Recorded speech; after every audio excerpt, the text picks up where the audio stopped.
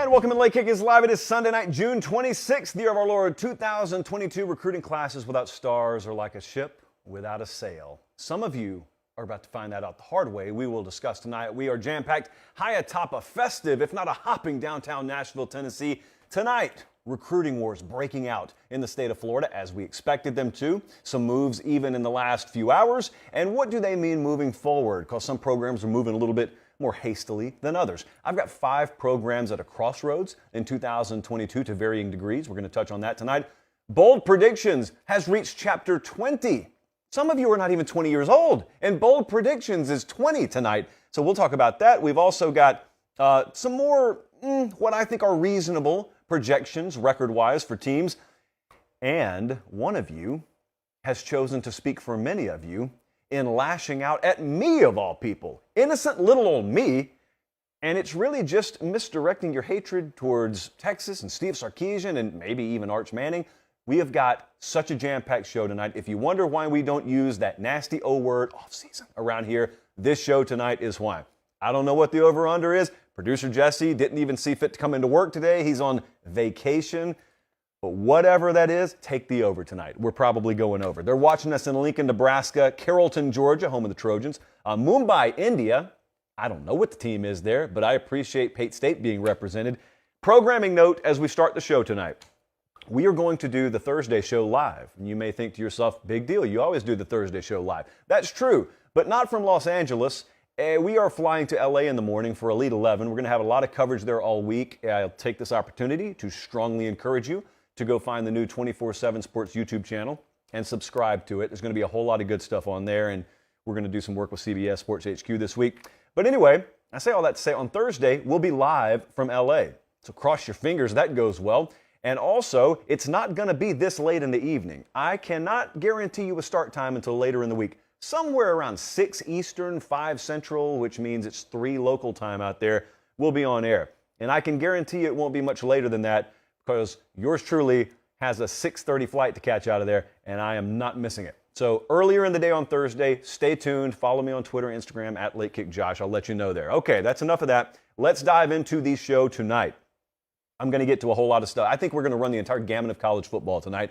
But I wanted to start programs at Crossroads this year. 2022 is following up on the Renaissance season last year, and we saw a whole lot of everything in 2021. But we got some programs at Crossroads right now. I want to start with the Clemson Tigers, and we're going to work our way around the entire country here.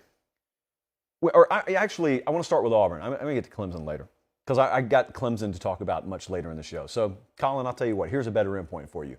Programs at Crossroads this year in 2022. I want to start with Auburn.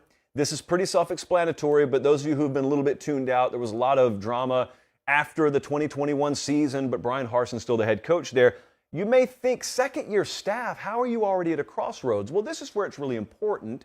And if you're a hardcore fan, you already kind of get it. But if you're a casual fan, you got to know the backstory. You got to know what the situation is in and around Auburn, in and around Brian Harsin, but also in and around the SEC. If you watch Late Kick for a long time, when I talk about Auburn, you've always heard me say it's not so much Alabama anymore. People around there have come to accept Bama's dominant, Nick Saban's dominant. You don't wake up any given morning and have that news broken to you. We all get that. It was the Georgia factor that was the big, ironically, elephant in the room. It was Georgia, because Georgia hadn't won a title. And so a lot of folks, as many of their high-level boosters as reside in Alabama, a lot of them are also across the river in Georgia down there, because Auburn is only about 45 minutes from the state line. A lot of them live in Noonan, LaGrange, Columbus, Atlanta. And they looked at Georgia for a long time. And I know because I lived amongst a lot of them, they said, Bama's Bama at this point, but if Georgia ever wins a title before we get our act together again, that's not going to sit well with me. Well, you saw what happened in January, and sure enough, it has not sit well with the folks at Auburn. Now, it'd be one thing if they were operating at a pretty high level, but they didn't last year. And then you had that failed coup attempt afterwards that not the entirety of the fan base was complicit in by any stretch, but there's a lot of uneasiness and uncertainty down there. I'm going to talk about recruiting later in the show.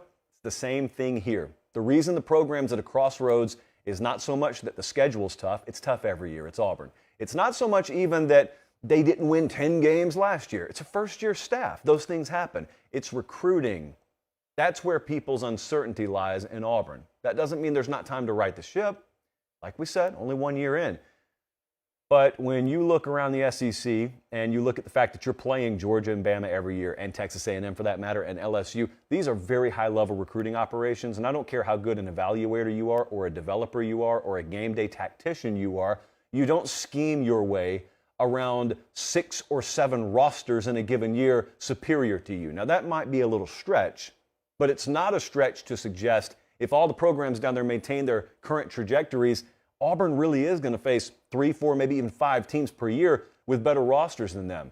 Doesn't mean you can't upset 1 or 2 or 3, but what are we aiming for down there?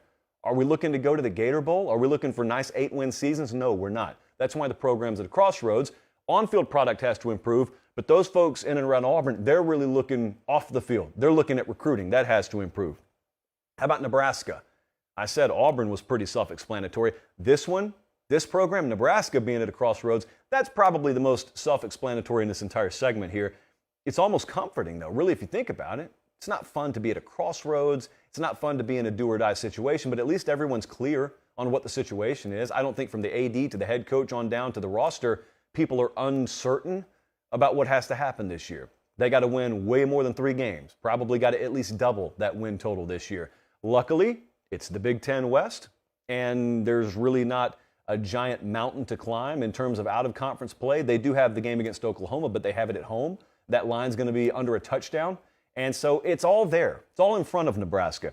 Knowing how to win is a skill. It's not necessarily quantifiable. It's not a stat that when you open your preview magazine, there's this little red dot next to the staffs that do have it and a little blue dot next to the staffs who don't have it, but Nebraska hasn't had it. Their record in one-possession games, famously, is abysmal. Has been, not just last year, but to date under Scott Frost. Can that change? Sure, it can change. It has to change, I guess. That's the nature of what we're talking about right now. A lot of one-possession games can either lead you into one of 2 camps.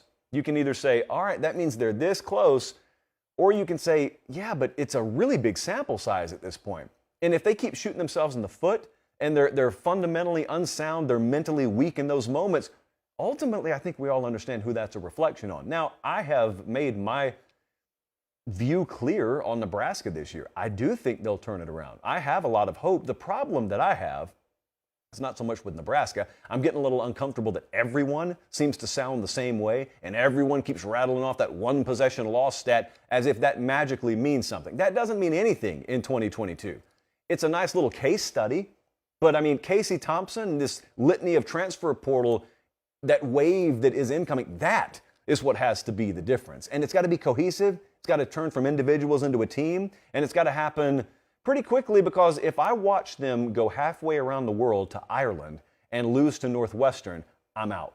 I'm out. Do what you want to against North Dakota and Georgia Southern, I'm out. So, yeah, no pressure other than all the pressure in the world. But again, at least we understand where things are at Nebraska. However, we're talking about crossroads here. If things do go well, then what a story it could be. What a turning point this year could be. Because once you figure out how to win those games, I don't think it's like an Etch-a-Sketch, left to right. There goes the eraser. We have to start again from scratch in 2023. No, that's an acquired skill. You don't have to throw it away once you acquire it. They're over under 7.5 wins. So that tells you what odds makers think. Now let's go to Clemson. The Clemson Tigers are in a different boat than, either of the 2 programs I just spoke about. Both of the programs that I've spoken about so far, Auburn and Nebraska, there's a somewhat legitimate risk of a coach losing his job if this season does not go according to plan. That's not the case at Clemson unless something really weird off the field were to happen. But that doesn't mean the program can't be at a crossroads. There's different context. Hot seat and crossroads, they don't always have to be linked. In this case, I think the program's at a crossroads because of pretty much everything that is in full view.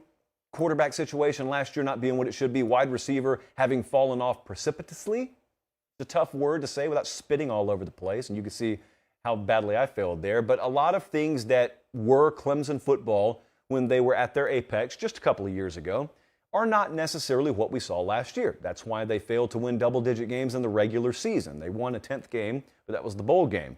Okay, teams have had down years before, thus the crossroads here. If you're worried about the impact of losing both coordinators, I don't blame you. If you're worried that Dabo Swinney, even though it's a principled stance he's taken on how to approach the transfer portal, if you're worried that that will give your opposition an unfair advantage, maybe even a voluntary advantage against you, I think that's a reasonable concern you could have. So it could all be rectified this year, and things could be righted, and they could win 11 games, go to the ACC title game, and all's well that ends well.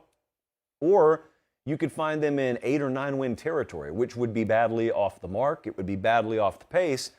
But what if it's somewhere in between? What if they're 10-2 in the regular season?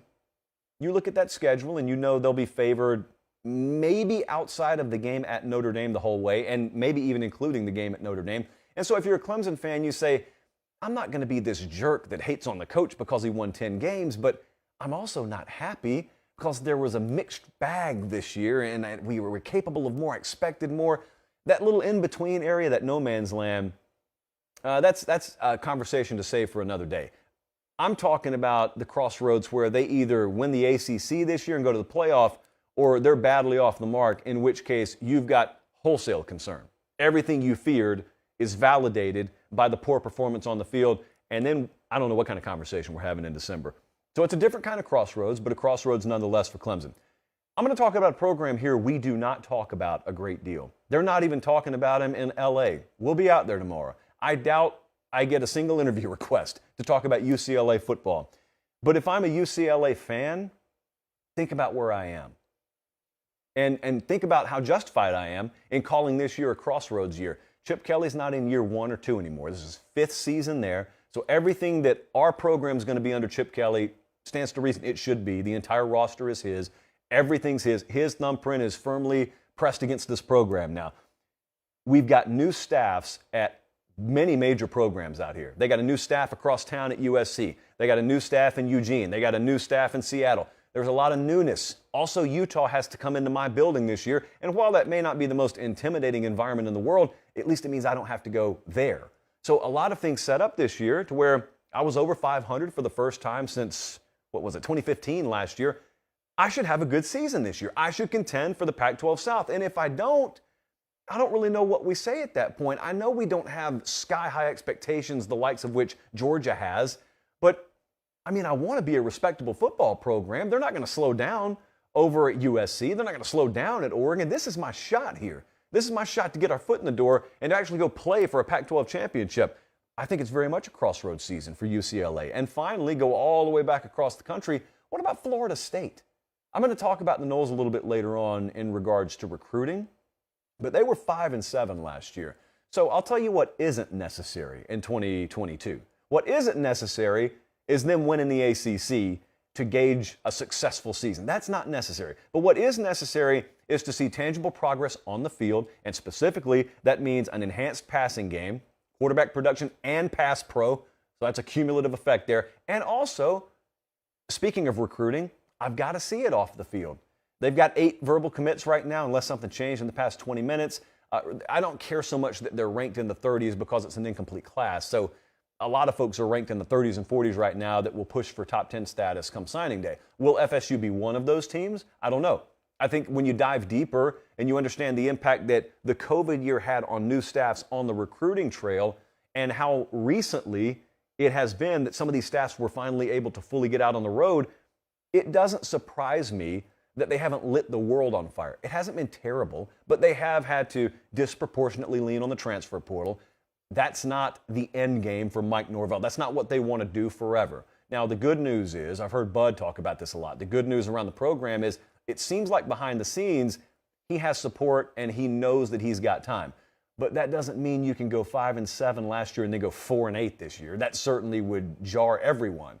So 7-5 with some close losses, 8-4 this year, period, I think is enough to gauge tangible progress. And then we look at 2023. We look at signing day, and then we look at 2023, and then we're ready to go. So those are some programs at Crossroads this year. Appreciate you guys being tuned in live. If you are, go ahead and hit that like button. You know, all we did was ask you to like the video last time. We had like 400 extra likes. So this is the point where I ask you to like the video. Thank you. I had one of you hit me up about 3 hours ago and spell out this big fishing trip that you got coming up this week. And then I had about 5 million of you, it seemed, probably a little bit stretching on that number, but I had a bunch of you out on the water this weekend, whether it be the lake or the pool or the ocean. Hey, water sports are common this time of year, but what I heard from a bunch of you is where you went beforehand. And it is a testament to what we do every show around this time. We pay homage, we give tribute, if you will, to our partners, Academy Sports and Outdoors. And what we try and do, at least I'm given the freedom in the ad read. I don't know what kind of read this is because there's nothing on the paper, but in the ad read, what I like to do is go past the football equipment. I like to go past the basketball hoop that they could sell you because you all know they have that. If you've ever darkened the door of Academy or gone to academy.com, you know that. I want to stress what you can get from there that you may not know. Like, for instance, all the fishing equipment in the world. Like, for instance, all the grills in the world. All the tube. I have one of you show me an impressive tube collection. All sorts of different colored inflatables. Point being, if you need it and it involves the outdoors, they've got it at academysports.com. And if you can't get to Academy Sports and Outdoors in person, academy.com is there. Academy.com is there. And at that point, either UPS or FedEx is going to be there. And if they don't come through, that's on them. But I guarantee you Academy will. May not need to use the word guarantee. Could get us in legal trouble. You know what? Forget it. I guarantee it. Now I don't even know what it is, but I guarantee. Okay. I need to pace myself for this next one. It's been very heated. There is 0.00% chance that I can say what I'm about to say without offending someone. It's normally not that kind of show, but oh well, here we go. Florida recruiting wars. Boy, have they heated up even over the past 48 hours. Now, you care about this if you're in Coral Gables or if you're in Tallahassee or Gainesville, but man, I don't care where you are. I have told you once, I've told you 1,000 times, you need to be paying attention to this. One of the great keys to that fabled parity in this sport is not playoff expansion, it's recruiting in Florida and Texas and California. And they got one right now. They got a knife fight going on in the state of Florida. Now it's June, and each of these programs has the same number of verbal commits. They're sitting at 8. I don't care what people are ranked right now. I'm not going to waste 2 seconds talking about who's ranked in the 30s and who's ranked in the 20s. Don't care. Don't care. Don't care. All of them will be better than they are right now. But there's been a lot going on. There's been a lot of drama here that if you're just out there living your life in Amarillo, Texas, you probably have not been made aware of. I'm going to make you aware of it here. This is something that's going to be really fun to watch. So yesterday, to get you caught up to speed, yesterday, 4-star defensive lineman Gavin Hill, he committed to Florida. Go Gators. Today was a huge day. Now, I did not necessarily expect 4-star offensive lineman Roderick Kearney to commit to FSU. I think he'd just come off of an official to Florida.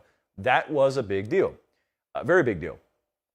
But then the biggest deal of all was what I'd say, Colin, about 3 or 4 hours ago, 4-star quarterback Jaden Rashada out of California.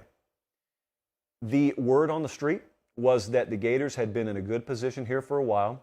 This one seemed to turn in the last week. I'm going to let you decide whatever you want to decide about what makes a recruitment turn. I don't have inside knowledge of this, nor do most people. That doesn't stop them from speculating. The fact of the matter is it seemed to have turned in the last week. And today, Jaden Rashada made it official. He has committed to Miami. I want to stress again, that is a high 4-star quarterback from California, not from Coral Gables, not from South Florida. Mario Cristobal and his staff went all the way across the country to get him. Now, the drama around this did not start today. The drama around this started building earlier this week. Earlier this week, the Crystal Ball feature on 247sports.com did what it does, and it just kicked over an anthill because Miami started making some moves, but also some other programs started making some moves, and a lot of guys that Florida previously had felt good about started seeing crystal balls go the other way. And if you're unfamiliar with the recruiting world, when I say crystal ball, that's the head coach at Miami. But when I say crystal ball, that is a prediction machine on 247sports.com. How could it be any clearer? I don't know how it could be any clearer. I think it was very shrewd, by the way, of Miami to go find a guy and hire him with the exact same last name as the most accurate recruiting indicator in the market. I'm sure that's how they planned it. But when that started happening earlier this week, when those crystal balls started shifting away from Florida, a lot of panic set in. And I don't think it was unwarranted. Sometimes people freak out for no reason, and maybe it's a little bit too much freak out right now. Maybe it's a 10, but there should be a fair amount of concern in Florida right now. So Florida was on the wrong end of a lot of these crystal ball moves. I think they're going to be validated. One of them was today. The Florida fans were not surprised, for instance, when Jaden Rashada committed to Miami. I know nationally it was a big deal. Florida already knew it was coming. I think Miami knew it was coming. So it stands to reason a lot of the concerns this week were kind of founded. It's not just rumor and baseless speculation. There was a lot of foundation to it. How people ever doubted Miami was going to get their act together in recruiting is beyond me. You can doubt anything else you want to doubt about that staff. You be my guest. The last thing on this planet you need to doubt is that Miami is going to recruit at a very high level. That was the dumbest thing in the world. Like, I posted one screenshot today. I could just as easily have posted 100 of them. When Mario Cristobal in Miami didn't immediately start locking up a top 5 class in this cycle and take a bunch of verbal commitments in March, some of you, the casuals amongst us, if you will, they also have access to the internet. Some of you started inundating my inbox saying, are you ready to eat some crow on Miami? Are you ready to fess up that you were wrong and you overhyped them? Well, no. Those people were strangely silent today, and I imagine I won't hear much from them moving forward. Mario Cristobal is a psychopath when it comes to recruiting. They will never not be good at it. I don't know what in the world you've been watching or what fantasy world you've been living in to think that one of the best recruiters in the country already was going to go from the Pacific Northwest to his home that happens to be in South Florida, where the dude played, and not recruit well. If you don't think he's going to develop the talent, whatever. If you think they're going to underachieve on the field, whatever. Totally different debate. I'd be happy to have that one with you too. But they're going to recruit. So that's a constant. Get used to that. That's not going to change. At Florida, there's a lot that is right now that needs to change. So we'll call those variables, for instance. Here's what happened, and here's what is happening, and here's what you need to know, because your program may very well be in the same boat. The NIL era is brand new. I know we talk about it every day, and you get to feeling like you've been around it for so long. This thing's still brand new, and a lot of folks are adjusting to it at different speeds. And to be blunt, Florida has not adjusted to it. Notice I didn't say Billy Napier. I said Florida has not adjusted to it as quickly as some of their counterparts have. And the fan base knows it, and the fan base is aggravated about it, and I would be too if I were them, because there's a lot of investment that is asked of them, and there's a lot of investment in this new staff, and they, in terms of a coaching search, went about it very directly, very deliberately, very quickly, and they got Billy Napier in there, and now what they want to see is they want to see immediate results. Sometimes the microwave mentality is not something that it's smart to expect, but they're looking around and they understand the staff at Miami is not going to slow down. Florida State eventually is going to get their act together, and there's been some positive momentum on the recruiting trail for the Seminoles too. But at Florida, you know, they look around and they say, why in the world should we take a back seat to anyone? And why should we be more careful than anyone else? And that's really the crux of the issue with not just Florida, but several other fan bases in America right now. Because there is one school of thought that says, well, you know, the NCAA, they put out a statement, and that statement said, don't do this, don't do this, don't do that. And then there's this other camp that says, yeah, that's kind of like the substitute teacher writing the rules on the grease board and then saying, I got to go to the parking lot, behave. Door slams. What would you do? How would you drive on the interstate tonight going home if you were 100% certain there were no cops ahead of you? Some of you would still do 65, and I admire those of you who would. I wouldn't. Pedals on the ground for me. And a lot of folks around college football are realizing this at different speeds. That, yeah, there are some guidelines out there, and I stress the word guidelines because nobody really knows what the rules are right now. And there are other ways, by the way, that folks are going about the NIL era that aren't illegal necessarily. There's just a lot of money flowing right now. Some of it in legal ways, some of it not in legal ways, but the whole point is that's in the weeds. That's minutia. I want to back it out to 30,000 feet. I'm saying whatever can be done, Florida's not doing enough of it. And I keep saying Florida, and I haven't said Billy Napier, because here's what I believe talking to some folks. First off, I fully believe in Billy Napier, okay? So please don't misunderstand me. I love Billy Napier, fully believe in him. That's a guy that's very deliberate in his own right. He trusts his evaluation process. They trust their developmental process. But here's the deal. This is major college football. He knows it. You know it. Everyone knows it. You can evaluate all you want to. You can develop all you want to. It is a talent acquisition business. And if you're not putting your coaching staff in the best position to go out and acquire talent, then you can either do one of two things. You can either recalibrate your expectation level and lower it and say, good solid 7-win season, that's what we want, Billy. Or you can give him the resources he needs to go out and compete. And right now, he's never going to come out publicly and say it. I don't think he's operating on a level playing field with some of the other staffs you're asking him to compete against. I don't think he's operating on a level playing field as Georgia. I don't think he's operating on a level playing field as Miami. And that's got to change. Or else you better get comfortable finishing second and third and watching a lot of these recruiting battles turn at the last minute. You know how frustrating that is? Now, if you're a fan, you know how frustrating it is. Imagine being that guy right there. Imagine having your face attached to all this. And imagine knowing we handled this recruitment about as well as we could have. Now, that's part of it. I'm not absolving this staff, because what I think is happening here as well is this staff is trying to drink water from a fire hose. It's a new situation for everyone, okay? Billy Napier and his staff just got here from Louisiana Lafayette. They probably feel like they've aged 10 years. They haven't even coached a game yet. We hadn't even gotten to the fall yet of his first season.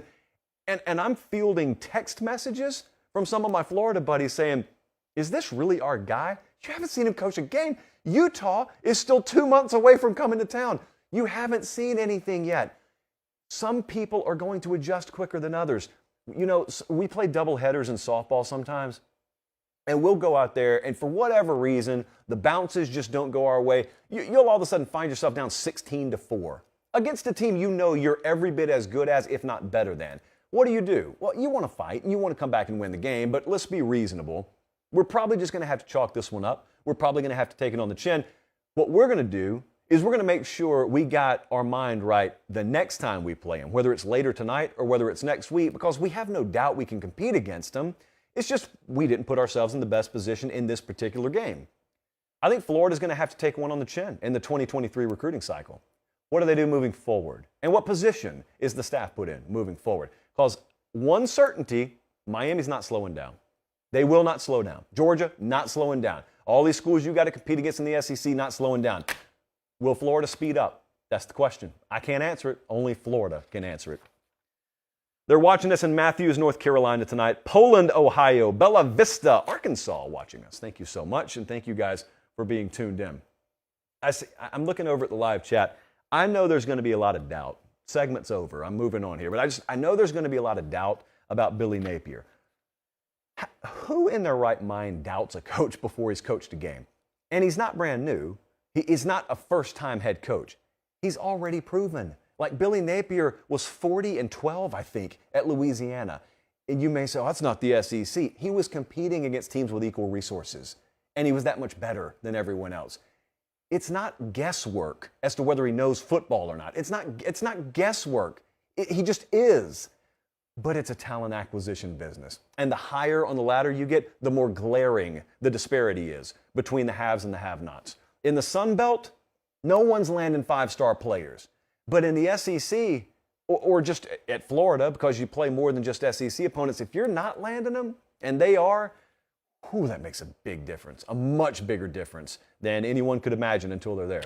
All right, now let's move on. Bold predictions, and I'm proud to announce this. The Bold Predictions segment has reached version 20. Bold predictions out of your mouths, and you claim you'd put your money behind this. Here we go, version 20, and we're going to start in Atlanta, Georgia. This is week 1, and this is the prediction, and it's going to be tough to stomach for some of you. Oregon beats Georgia in Atlanta. Bo Nix is in the top 3 for the Heisman at the end of September, which means nothing. Ha. Troy, Michigan. I think that's where fictitious band Stillwater was from in Almost Famous. So this is clearly a 9 because Oregon is a 17-point dog against Georgia. And then as for the second part, first part is what it is. The second part, the whole top 3 in the Heisman in September, I remember Kenny Hill. I will never talk about the Heisman in September again. No. Google it, children. You don't want to go back and relive the very brief but very pronounced Kenny Hill Heisman run. 2013 or 14, somewhere like that. So Bo Nix, you know what? While we're talking about Bo Nix, it still somewhat disappoints me that quarterback battle wasn't more of a battle in the spring. I mean, he went up there from Auburn and seemingly just kind of took the job. And I'm sitting over here thinking, Ty Thompson's got to make his move, right? Well, it doesn't seem like it happened in spring. And if anything, Bo Nix should have been the one behind the curve. And instead, Bo Nix just kind of came in and said, I'll take that. Thank you. Ty, if you want to compete, you can compete. I don't know if Ty Thompson watches the show, but I really hope eventually he can make a move up there. So this is a 9 on the boldness scale. Next up, there was a split opinion amongst the staff today, and it was on this topic. Only 2 conferences will make the playoff this year. That is Trent's bold prediction. I put this at an 8.5, and some of our guys said, I think it's a little more reasonable than that. Well, I think the Notre Dame factor is something that has to be acknowledged here, because Notre Dame is an independent, of course. So if Notre Dame's ever in the playoff, well, you only got 3 spots left. And if one of those conferences gets 2 teams in, then voila, there you go, prediction fulfilled. So if Notre Dame sneaks into the playoff this year, that messes this up. But I'm going to assume, for argument's sake, Notre Dame's not in the playoff. And so if they're not, what are we looking at here? Clearly, with 2 conferences, we're either looking at 2 conferences land 2 of them apiece in, or we get into that true no man's land of one conference getting 3 teams in. Which brings me to my next point. Do you think that could ever happen? Because I've always thought it won't be allowed to happen. But sure, if we were really going by the true criteria of the playoff, it could happen. I mean, I'm trying to, without the schedules in my head. So let's just hypothetically say we've got an undefeated Georgia-Bama matchup. Or we've got an undefeated Ohio State-Michigan matchup at the end of the regular season. And we got another one-loss team somewhere. These conferences can work themselves out where that could happen. What if Ole Miss had 1 loss and it was to Alabama? And Bama and Georgia face off undefeated in Atlanta, and Bama squeaks by them 30-27. Well, Bama's in the playoff. I would bet my bottom dollar Georgia's in the playoff. Is Ole Miss out of the playoff with their only loss being to undefeated SEC champ 1 seed Alabama? Is it unlikely? Sure it is. Is it impossible? No. But having said that, only 2 conferences making the playoff. I'm putting that at an 8.5, and we'll just see how that unfolds. Speaking of a team that we just discussed in depth a few minutes ago, what about Miami winning the ACC this year? Sean says he would bet quite a bit on it, and I don't think there would be any shortage of takers out there. So, Sean, if you need me to hook you up with someone, I can. There's part of me that actually thinks this wouldn't be a good thing for Miami, which sounds stupid, but I almost think it's good for a team to taste some success in year 1 of a new staff, but ultimately fall short, because it does not run the risk of fooling you into thinking you've arrived before you've arrived. Now, having said that, the ACC, especially if Clemson doesn't resurrect themselves, could be wide open this year. And so Miami, they've got the 2nd longest odds to win the Coastal right now behind Pitt. They play Pitt, I think it's the last week of the regular season. Yeah, Miami's last 2 games are at Clemson and home against Pitt. How much will those games matter? I would love for someone to be able to tell me that. I've got this at a 7.5. I got Miami winning the ACC as a 7.5 on the boldness scale. Now, if you told me they're going to play for the ACC title, it wouldn't even be a 7.5. Their over-under's 8.5 wins at Caesars right now. DJ Uiagalelei and Cade Klubnik are the 2 quarterbacks, obviously, at Clemson. But Tyler Van Dyke, I continue to tell you, and I ask as many people behind the scenes as I can, I've got my opinion of him. I think he could explode this year. But when I ask other folks, it's so diametrically opposed. You got one dude who will tell you that's one of the most overrated players that's getting buzzed this year. Then you got other folks who will tell you that's a first-round talent. And when I say folks, I mean informed people whose profession it is to judge such things, or as you might know them, scouts. So that's a 7.5 on Miami. We really, really want to see those last 2 weeks mean something, though. Next up, Director Colin has a vested interest in this one, but he did not make the prediction. JR did. Tennessee starts the season 4-0. Yes, upset in week 2 and 4. Well, those would not be upsets. So I guess I need to remind you, one of these point spreads is already out. Tennessee goes to Pitt in week 2. Tennessee's favored by 4 on the road at Pitt in week 2. I guess odds makers think losing a first-round quarterback will impact Pitt after all, and an offensive coordinator for those keeping track. Also, I think Tennessee's going to be favored against Florida in week 4. That's in Neyland. So maybe they'll be favored to be 4-0. I'm still calling this a 6.5 on the boldness scale. I selfishly am rooting for them to be 3-0, with all apologies due to Pitt. I'm rooting for them to be 3-0 because I'd love to be able to go to my first Tennessee-Florida game. Somehow, I've never been able to go to the game, even though I've lived in the SEC my whole life. I'm looking at this right now, and I think some people are going to overlook that game at Pitt because you just assume, well, we're favored, and they're replacing a first-round draft pick at quarterback, will be good, right? Well, that'll be a classic situation early in the year where more games are lost than won. And Pitt, for all the replacements they got to make up there, they got their entire offensive line back, they got most of their defensive front back. That's a classic bait, trap, and wait for them to walk into it. That's a situation where Pitt will play a style of football that just waits for you to give them the game. And it sounds so simple not to do that, and yet teams do it every year.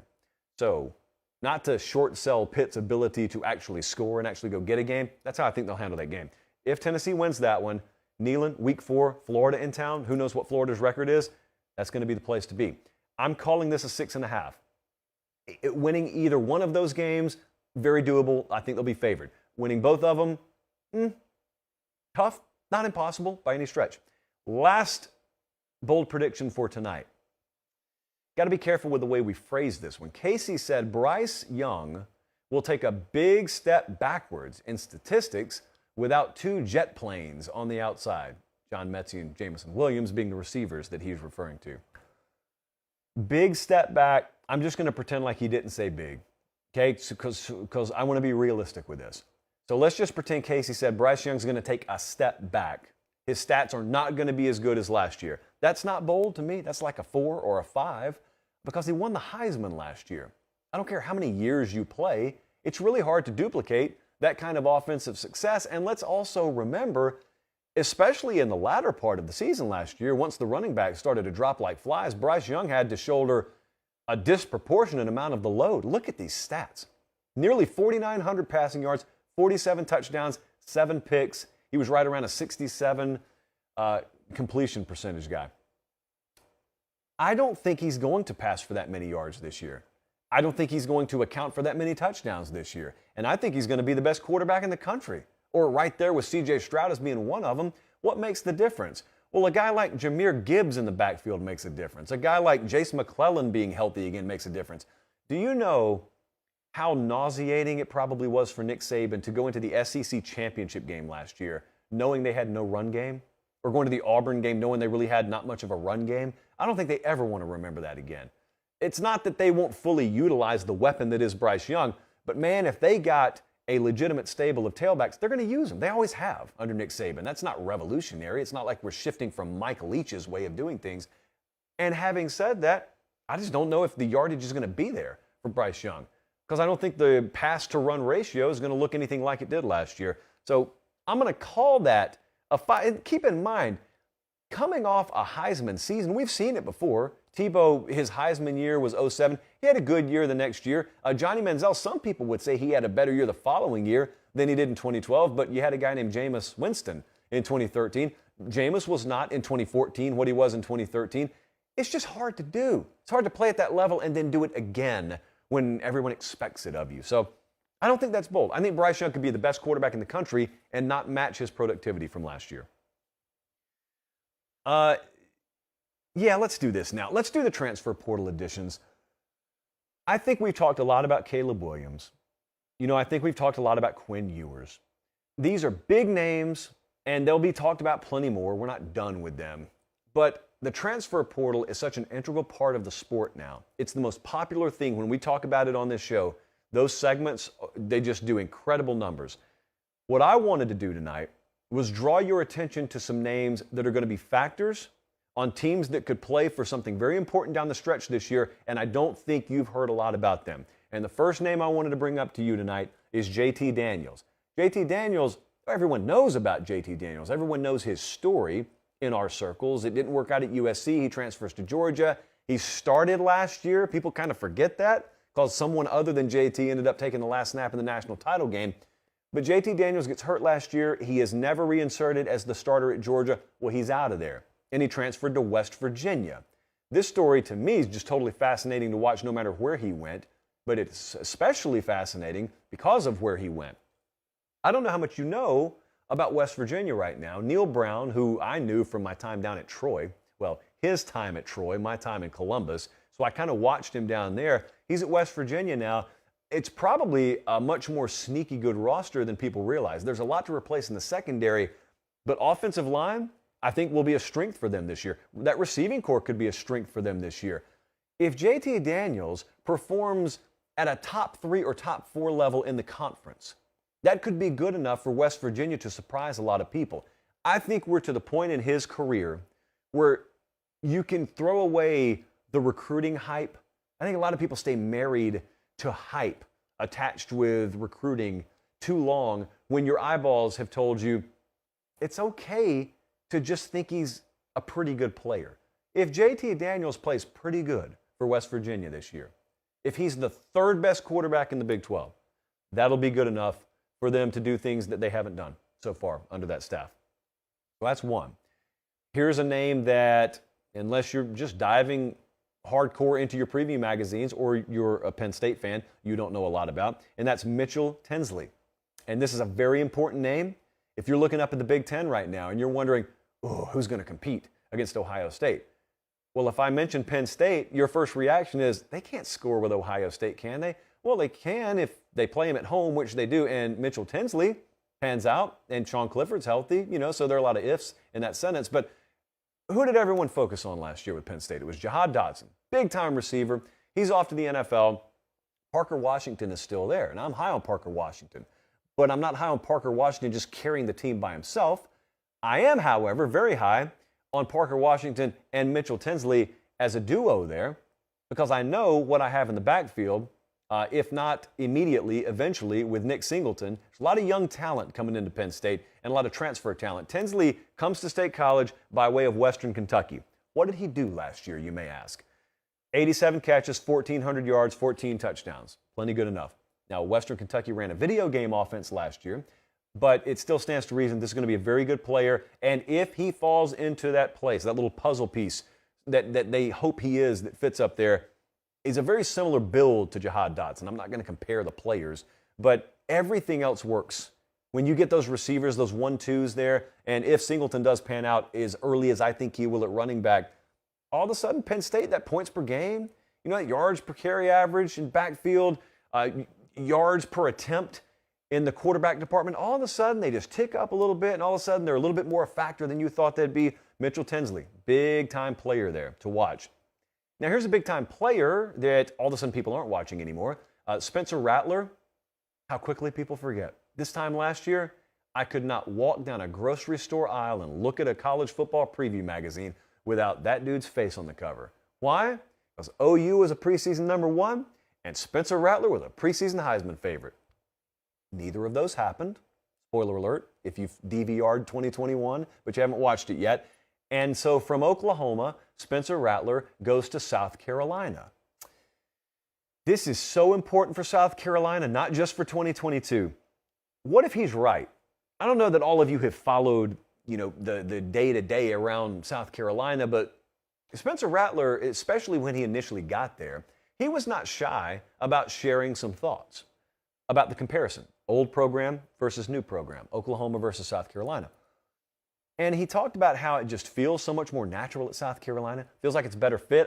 I am paraphrasing here. He said something like, I've learned more since I've been here than my entire time in Oklahoma. I think a lot of people chalk that up to sour grapes. Maybe it was. Let me give an alternate possibility. What if he was right? Or what if both are true? What if he is rubbed the wrong way by the way things went down at Oklahoma, but he's also telling the truth about the comparative analysis of the two programs? Well, that means if he is telling the truth, and he delivers, he upholds his end of the bargain, maybe South Carolina has a better season this year than you expect, which will be 2 years in a row that they've done that under Shane Beamer. Now, if they win 8 games this year, It's obviously big because they overcame your expectation level again. But think about what a successful 2022 will do for South Carolina moving forward. Because all of a sudden, what you get to do is you as a staff, and apparently, judging by this weekend, they don't need a whole lot of help in recruiting, but you get to take that example out on the recruiting trail, not just in high school, but also you get to become a quarterback portal player. You get to be a program that's viable because you've got a case study. You've got a proven data point. You go and you talk to whoever it is that's on the move in the portal and you say, come to South Carolina. And when opposing staffs tell you, don't go there, you can't win there, just point to Spencer Rattler. It's so big for them moving forward. You know, they're trying to get a foothold. They're trying to find their recruiting niche, just like Michigan State has in East Lansing. That is going to go a long way to determining whether they can do that. I got another quarterback to throw at you. We're going to a program that I don't think we've talked about in quite a while. Jayden de Laura at Arizona now, not Washington State. Now, Jayden de Laura, I think if you pay attention to the award season last year, you know that he was the Pac-12 Freshman of the Year at Washington State. And then everything fell apart at Washington State. And he's at Arizona now. Arizona was very bad last year. Arizona may not be much to write home about this year, but there are a lot of folks whispering in our industry, in the coaching industry, about Arizona. Jed Fish is the head coach there. And last year they played 4 quarterbacks. It takes some of your programs a decade to play that many guys. They had to play 4 quarterbacks last year. The hope there is that is rectified in a big way by bringing Jayden de Laura in, but also an actual talent that you can leverage at the quarterback position. Not very finesse either. There's a lot of physicality to Jayden de Laura's game, but also they brought in a kid named Jacob Cowing. He's a wide receiver transfer from UTEP. And I think the over-under win total for Arizona is like 2.5 or something like that. So we're not talking about a team that's expected to contend for bowl eligibility. But last year, 2,800 yards, 23-6 touchdown to interception ratio. If he performs anywhere remotely on par with that level, they're going to win many more games than people expect. And I can guarantee you at the end of the year, when someone throws out that is the best blank win team in America, that's the best 4-win team or 5-win team in America, that Arizona team may very well be the one they're talking about. So keep an eye on him. And lastly, at Kentucky, this whole SEC East race, it's a bunch of Georgia and everyone wants to know, is anyone going to compete with them? Who could upset them? Well, Tavion Robinson is a very, very important player to watch. Because this time last year, everyone was excited about Wan'Dale Robinson coming in from Purdue, I believe, to Kentucky. And they had good reason to be, because he really showed out. And now he's off to the next level. And all people can ask this time of year is, well, yeah, I mean, Will Levis, the quarterback's getting a lot of hype, but who's he going to throw to? Receiver, what was his name? Snap, snap, snap. Wan'Dale Robinson, he's gone. Well, that's half of it. No one ever wants to follow up with the other half. Are they just going to have nobody? Are they going to play 10 on offense? No. They went and found somebody, in fact, a couple of somebodies to replace him. Tavion Robinson is a guy who's coming in there, and I think when you pair him with Javon Baker, for example, that's in Alabama. I actually don't remember how that worked out with Baker, but I think if this works out, then all of a sudden, I know they're changing coordinators up there too, but if this works out, all of a sudden, what does it mean for Will Levis? And don't forget, Chris Rodriguez is a running back that gets overlooked because he's at Kentucky. He's on the precipice of setting a whole bunch of records up there. Guys like Benny Snell set before him. So Tavion Robinson, they have hope because the new coordinator they have is from the same tree as Liam Cohen. They have hope that he can roughly fill those shoes, or in the aggregate, when you combine some of the transfer portal guys and incoming freshmen, that they can fill the void left by Wan'Dale Robinson. I mean, there's no mystery. The ability level of the guy throwing him the ball and Will Levis, if Will Levis is going to fulfill on this immense potential, that's part of it. It's a big part of it. So those are some names to keep an eye on. We're not done with that. We're going to, I think, probably do a couple of more segments about that. The segment that you have enjoyed the most as of late, though, is Reasonable Expectations. Reasonable Expectations version 5 tonight. That is looking at some of these major programs. It's not prediction time quite yet, but if you're a fan of these teams, what is it reasonable to expect? And I want to start with Ole Miss. Last year, Ole Miss surprised some people. We kept getting criticized because I had them much higher in the JP poll all year. than the AP did. Well, we were right. They went to a New Year's Six game. So you may think, oh, he's probably a lot higher on Ole Miss this year. Maybe I am. Let me tell you what I think is reasonable. They're over under 7.5. I think 8 wins is reasonable to expect here. But I think also if they win 8 games, a lot of folks would consider that a disappointment. And it wouldn't be a disappointment. There's a lot of moving parts here. Of course, a ton of portal activity. But I think we've talked about that enough. I think everyone knows Ole Miss, man, they went out and got Jackson Dart at quarterback. Yeah, they got like 100 more kids out of the portal too. And they did a really good job, unnecessarily good job at that. But behind the scenes, you know what a lot of people talk about? A lot of people in the industry talk about what the perception is of Ole Miss versus reality. Perception is Lane Kiffin, mad scientist, man, look at him running things over there so smoothly. And behind the scenes, people say, do you have any idea what that staff does over there? Do you have any idea, for instance, what losing Jeff Lebby is going to mean? I'm telling you, I'm just echoing the sentiment I get from a lot of people inside the coaching world. A lot of people inside the coaching world think Ole Miss is going to crash spectacularly this year. I don't quite think it's going to be that bad. I'm just telling you, there's some folks out there who do believe that because they would tell you, that wasn't Lane as much as it was some of the other guys he had around him. Well, luckily, we're going to tee it up this fall and we're going to find out. I think 8-4 is reasonable because I look at their out of conference and it's Troy, Central Arkansas, Georgia Tech, and Tulsa. That should be 4-0 for Ole Miss. And at that point, if we're trying to get to 8 wins, what are we asking? We're asking, can you split conference play? And I think it's going to fall right in line with how many games they're favored in, being 4. And I think they'll be a dog in 4 games. And you can probably spot which ones I'm thinking about there. So you get Kentucky at home, you go to Vanderbilt, Auburn at home, you need to win those games. You go to A&M and lose, you lose against Bama at Arkansas. I can stomach that. 8 wins, considering, would be a very, very good year for Ole Miss. Michigan State is the next team I want to talk about. They went 11-2 last year. A lot is going to be expected this year and moving forward from Mel Tucker. I'm going to buck some conventional wisdom here because I think conventional wisdom would expect them to come way back to the pack. I think the national perception of Michigan State is still that last year was a lot of smoke and mirrors. I don't share in that sentiment. They're over under 7.5 wins. I'm well north of that. I'm at 9-3. I think 9-3 is reasonable to expect if you're a Spartans fan this year. Now, you have to understand, I'm saying 9-3 is reasonable because I have bought into just the fundamental shift theory up there. Not quite plate tectonics, but the fundamental shift theory is it's not smoke and mirrors. There's still work to be done. There's still roster progress that has to be made, but we've changed things here and we're not going back. So anyone expecting us to fall back to 6-6, that's not happening. So with that, I say 9-3 as reasonable. Kenneth Walker III, I was just sitting at home the other night watching the Michigan game, and I think it was 5 touchdowns he had that day. We were there that day. Very impressive. Should have been a Heisman finalist along with Will Anderson, one of the bigger travesties in that award's not-so-illustrious history. He's gone. That's going to be one area of focus. And then the other area of focus is how in the world can you do any worse in the secondary than you did last year? They got ripped to pieces last year. But I did not know. I knew they faced a lot of high-profile passing attacks. I didn't know they faced 5 of the top 13 in the country. So, yeah, that'll put a dent in your pass defense. They will not remain that bad with Mel Tucker being the head coach there. That will not happen. What I think will happen this year is there'll be games where you turn it on and you say, boy, they're missing Kenneth Walker III. That's natural.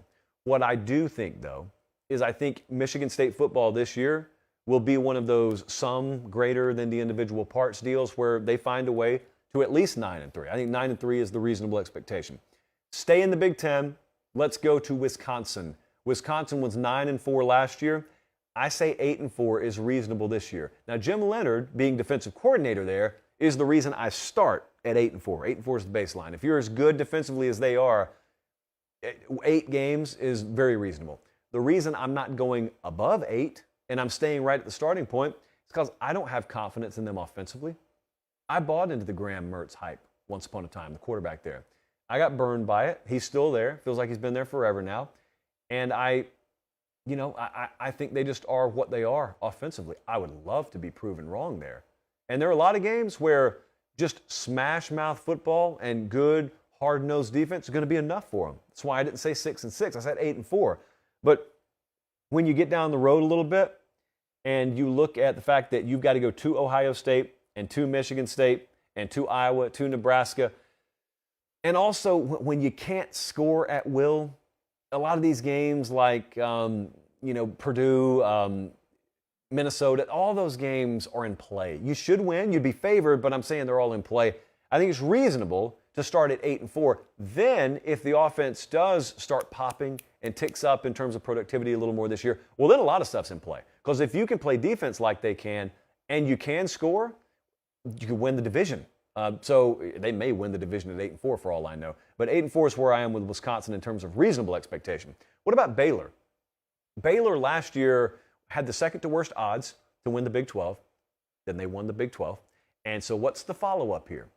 They were 12-2 last year. What's the follow-up? Am I going to do it? Am I going to do it? Yes, I am. I think 8-4 is the reasonable default setting. Their over-under is 8. So this sounds like it's a big fallback. You got to remember who we're talking about here. This is a situation where my actual prediction for this team is going to be different than what I think reasonable expectation is. It's not reasonable after one good year to totally overhaul what the history of this program has been when you're setting expectations. That's why it's 8, even though they won 12 games or whatever it was last year. But my prediction will be well above 8 games for them because I believe Dave Aranda's the man. I mean, the guy had a returning starting quarterback and chose to name a new starter in spring, knowing that was going to cost him his quarterback. You know what they do have back, though? They've got their entire defensive front back. That's what they've got. And if you watched how Baylor evolved last year, they got Ika, the transfer there from LSU. When they got him and they plugged him in the middle, they run a 3-4 out there. When they plugged him in the middle, that was night and day. Everything else worked around him. It will this year, too. Classic situation, just like I said with Wisconsin, where you may turn on Baylor games this year, and maybe you say, I can pretty easily tell they're the second most talented team on the field here in this game that they're winning 30-20. But some greater than individual parts. You know, I think Dave Aranda, I think he is a star, but at the very least you could call him a rising star. I think they're going to find a way to be north of this. That's why I think 8-4 is the reasonable default expectation. That's saying a lot for Baylor. This is not supposed to be a bowl program. So your preseason expectation level being at 8-4, that alone is a testament. This is not Alabama, it's Baylor. That alone is a testament to what that staff's done. The last one I wanted to hit here is one I took a fair amount of flack for last year. I wasn't alone. It's North Carolina. North Carolina, with their recruiting, why would I not expect 8-4 or better? Remember the rules here. The rules are, what is it reasonable for the fan base to expect? There were 6-7 last year. 8-4 is reasonable. And if you can't do better than that, then I need someone else running the ship. It's pretty much that simple. Their over-under is 7.5. Reminder, anything less is last season. So anything under what my expectation level is here, you essentially just revert to what they were last year. And that's not good enough. Physically, they were second best way too often. Mentally, they were a weak team last year. They were 0-6 on the road. And they played some bad teams on the road. They were 0-6 on the road last year. This year, if I'm trying to make the case for 8-4, they avoid Clemson in the regular season. They get Pitt and NC State at home. And for all the talk about losing Sam Howell, what did it matter last year? And if you've got Criswell and Drake May fighting for the job there, I mean, one of them's got to be at least a viable candidate for you to win some games. Josh Downs is still there at wide receiver. I think very quietly, they've got the potential for an excellent defensive front. Gene Chizik is the defensive coordinator here, by the way, for those that didn't follow the coaching market. Yes, Gene Chizik, of former Auburn and SEC Network fame, is now the defensive coordinator at North Carolina. 8-4. Let's get it done. 8-4 at North Carolina. I've got a couple of things to respond to here. And thank you, Colin. I told Colin if I didn't recap, remind me to recap. Here are the reasonable expectations. 8-4 for Ole Miss, 9-3 for Michigan State, 8-4 for Wisconsin, 8-4 for Baylor, just a bunch of 8-4s, 8-4 for North Carolina. And there's your recap. Okay. The paper has popped, so you know that what's about to happen is pretty seriously. I, like everyone else did, I talked about Arch Manning this past week. I talked about Texas, I talked about Steve Sarkisian, and I just gave my opinion as to what's happening out there. And then I checked my phone. And it was not a pretty picture. So let's take a look at what was said. I just picked one This could have been 100 of you. KU for Life hit us up and said, Josh, love the show. Just hope you're here to eat crow on these predictions when Sark is fired in 2 years. This one was tame. A lot of you went a little bit more aggressive in your wording than that. What are we talking about here? Eat crow on what prediction? What prediction did I make? In fact, if I recall, just 72 hours ago when we did that Sunday show or that Thursday show, I said I'm not making predictions. Those exact words came out of my mouth. This is not a prediction. My whole point was the top-rated quarterback in the country just committed to Texas. Yeah? Everyone agree? Okay, that did happen. That's reality. These people in Austin, Texas are excited about it. Yeah? Woohoo! Yeah, we're excited. Who wouldn't be? If you're a Purdue fan, if you're a Kansas fan, who wouldn't be excited? If you got a 5-star quarterback ranked number 1 overall in the country to commit to you, and you were in a dogfight with Alabama and Georgia for the kid, it's not a Texas product. He's not from your state. You don't have proven results yet, and he still chose you. How could you not be excited? So I pointed that out, and shame on me for doing so. Again, context is lost on some amongst us. And it doesn't matter if I didn't say it. You heard me saying Texas is back. Texas about to win a title within 2 years. I never said it. I never would say it. In fact, I made fun of people who did say it the other night. So I thought, Colin, we handled ourselves pretty professionally. It turns out we didn't in the minds of some. Now, if I were to get KU for Life here, and I know that we do a solo show, but if I were to get another stool over here, Colin would have to reconfigure the studio. But if I were to get another stool over here and I were to play the segment from the other night, he would be dumbfounded, or she would be dumbfounded. And I would say, now, does it shock you that you came at me for things I didn't say? No. But a lot of folks said that. So let's be real for a second here. What is the situation? The situation is Steve Sarkisian is still unproven as a head coach on the field. The situation is Texas still has a ways to go on the field.